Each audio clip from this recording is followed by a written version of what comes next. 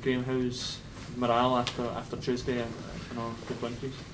Yeah, it's good. I think it's. I think we've always got to keep a balance on it. That we're obviously happy because of the result, and it's a good feeling. But we've obviously got to get our focus on tomorrow's game rather than what we did on Tuesday. So that's important. But I think the players prior to the game on Tuesday were determined and focused, and that's what we have to be now. So. We'll see how we train today and make sure they're ready. It just shows how football, how fickle it can be. We're sort of speaking before Tuesday about the mindset and things like that. You're Tuesday, you're going into this week's end game, you're 1 point outside the top 4.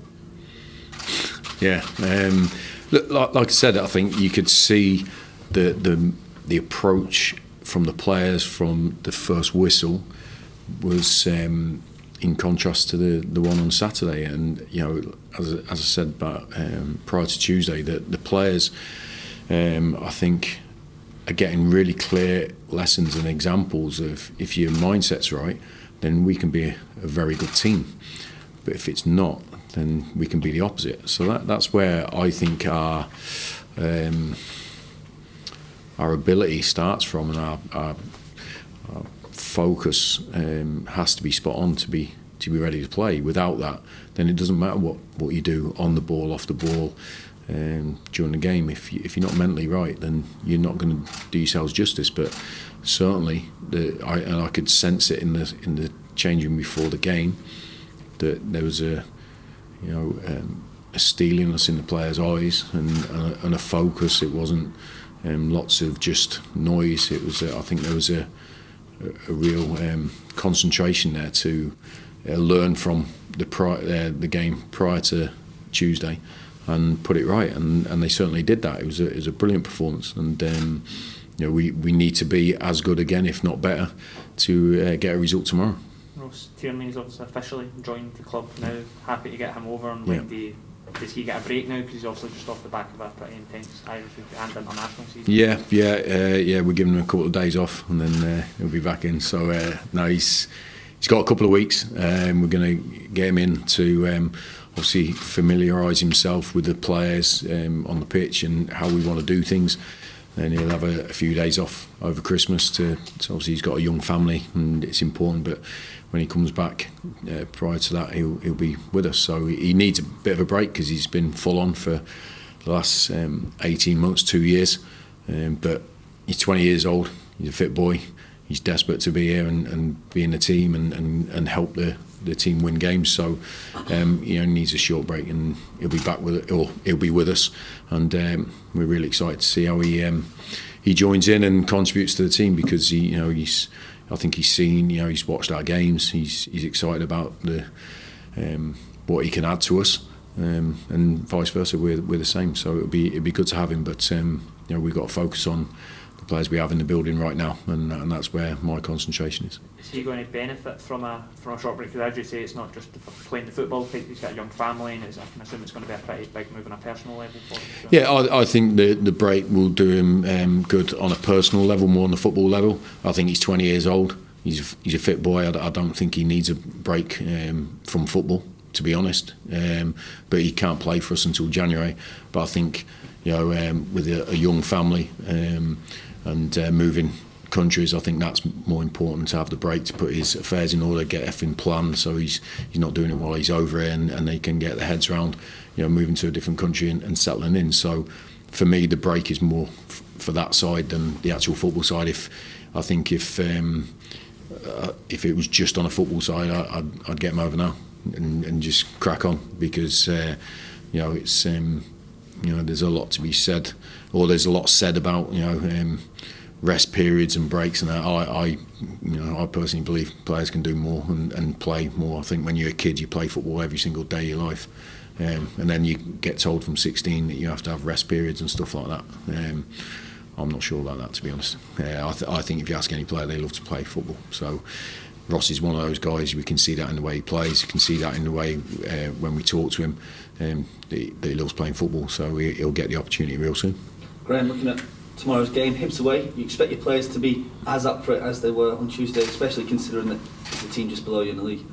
Yeah, I think like I said previous, that I don't think our motivation should be on the size of the club, on where the opposition are on the table, or on our previous results. Because that's also a trap you can fall into. That regardless who you're playing, obviously a massive club and a very good team. But do we take our eye off the ball because we won 3 of the last 4, and all of a sudden we're in a state of comfort? Because I think that's the enemy of what we're about. We have to have a bit of discomfort about ourselves, a bit of chasing something, a bit of fire about being better. And regardless, I don't want us to set our levels on what opponent we're playing. That's the furthest thing from what we're about. I think we have to set our standards and then try and better them all the time, regardless of what's gone on before, what's coming on after. And that, for me, is when our players do that and our team does that. I think that's when you see the best of our team. And we've had 3 great examples of that in the last 4 games, and 1 bad example of that. So the evidence is there. But we know the players. They're good players. They're motivated. And they are humble enough to know that they make mistakes, and me as well. But we've certainly showed what a good team we can be in those games. So it's another quality opponent we're going up against. I think the 3 games in I think back since I've joined the club, 3 games against them have been pretty all-out attack from both teams. Goals involved, and I think it's 2 good teams going toe-to-toe, which I think shows the mentality of both sets of players. How much do you look into their form? I know you say you don't focus on your own form too much. It's about standards. But what about Hibs? They've struggled at home recently, lost the last 3 home league games, and I think lost 5 of their last 6 in the league as well. Do you look into that too much? Not at all. No, it's irrelevant to me. All I'm bothered about is my players, their focus on what we need to do, what we can control. Every team in this division is a good team. We can't make the mistake of thinking that there's massive gaps in between the clubs, because there isn't. And Hibs have shown over the last couple of years what a top team they are. We're very good players and a very good manager. So for me, form is irrelevant for us. It really is, because if we go into games where someone's won 6 on the bounce, what do? Take a step back and worry about it? No. But on the other hand, we can't go the opposite way. If teams haven't won previous games, what do? Take it easy and think it's going to be an easy game. There's traps all over the place for us to fall into. So we have to be really wary of ourselves letting ourselves down. And so we know every week we go up against a motivated, very good opponent with a tactical side, a physical side, organisational side, and we have to overcome it, and that's where my focus is, and that's where my players' focus will be. Okay, since quite a long time ago that you last played Hibs, what's been the kind of biggest thing that's impressed you most about the way your team has developed since then, that first game this season? Look, we've had at that stage it was obviously a very good game. We were on the back of a narrow defeat in hurtful circumstances, but it was our team had only just got together really that week. So we've had time to sort of progress and assess the players, and it's me getting to know the new players as well. It takes time. You have to see them in good and bad moments and understand what they're capable of and where they have to improve. So we're gradually getting to that point where we're seeing them more and more. They're understanding what's required of a Motherwell player, and I think in the last month we've had real clear lessons, both positive and negative, about what we're about and when we do our or play our best game. So what's impressed me about my players is their ability to have a negative experience and respond in the right way. What we've got to now do to improve is to make sure we don't need those negative experiences to keep our focus and our concentration on what's needed. So that comes from a discipline of your thoughts and how you train every day. And but I know when I look at my players that they're always honest. Sometimes we let ourselves down, but that's human nature. But they're all willing and desperate to improve and to win games for this club, and that's where I've seen it over the last few months that it's in a good place, but it can improve, and that's what we have to try and do. We have to try and improve all the time because we are not perfect. When you speak to Sean Goss, he's added a bit of creativity to your midfield since he came in as well. Are you pleased with the way he's playing?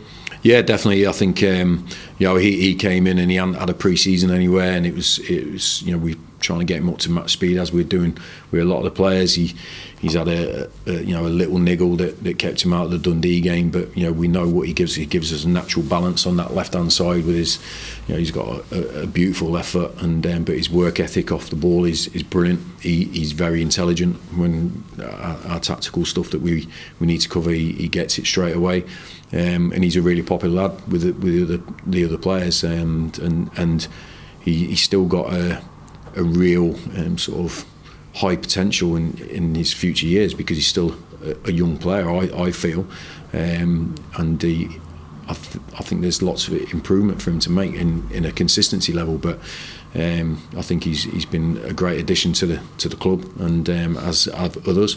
We've still got I think it's important for us to have those players that can create and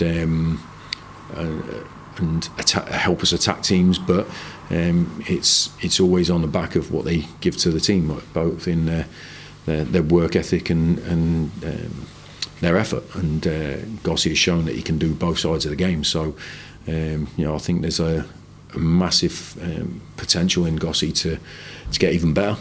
But we're delighted with how he's playing at the moment, and hopefully it will continue. Team wise, how's Sol? Yeah, Sol came off with a bit of cramp.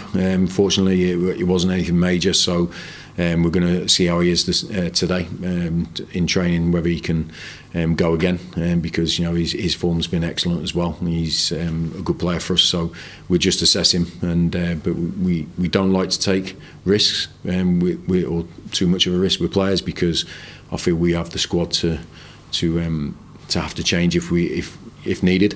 And I've got confidence in any players that have to come in, but we'll give him today to prove that he's up to speed and ready for tomorrow. Anyone else coming back?